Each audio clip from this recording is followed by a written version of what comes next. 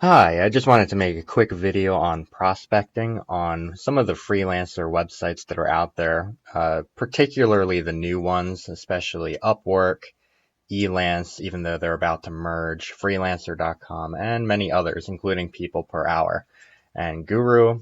There's a bunch more. But with that said, I have spoken to a lot of people about freelancing on the internet, and there is a bit of resistance to the idea at first. And I can really break it down to one major factor that prevents people from taking action. And that's really just the prospecting part. A lot of people, they send in maybe one or two proposals, and that's about it. When in reality, you need to be sending in lots of proposals. And this is regardless of which ones you're selecting, which jobs or gigs that you're selecting. So, one thing I would recommend is be selective with the jobs that you're actually looking for. However, you also want to make sure that the numbers are in your favor. So you don't want to give up after you just send a couple proposals. What I would recommend, just for those who are starting, you don't want to go all in right away because you're going to really fatigue yourself. So the first bit of advice is to really stick with one platform just to really get the momentum building. The compound effect will really begin to take over after you begin to prospect a few people per day.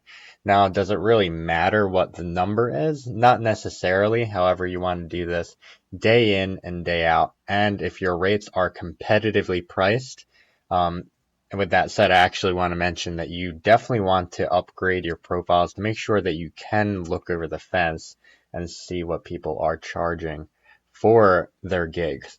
So, when you're prospecting, you definitely want to have a tally. Now, this video is not going to go into what you should say, how you should say it, or anything like that, but this is just the fundamentals, the fundamental building blocks. How do you get at that first client? How do you land the client you're looking for in the industry that you want to work for? You prospect. And what I do is I do this the old school way. I have a whiteboard, and what I do is I tally after every proposal sent in, I jot something down on the board. So make a number up in your head. It doesn't matter. Even if that's two or three proposals that you send in every single day, you want to do that every single day until, and that's until you get hired by somebody. Now, obviously, if you're not getting the type of conversion or the response rate you're looking for, this is a sign where you're really going to want to tweak these proposals. But just to give you a little bit of the basics here, what I really do is something called mirroring, and it's exactly what it sounds like. You want to mirror back exactly what their problem is and speak their language.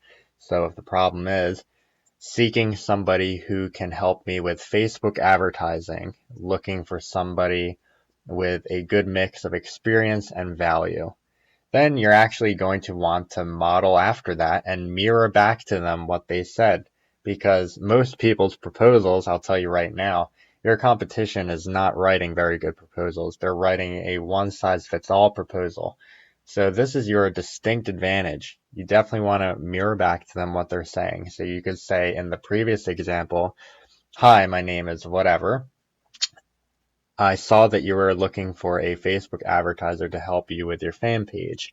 I have extensive experience with Facebook advertising, and I'm also Facebook advertising certified or whatever credentials you have, etc., etc.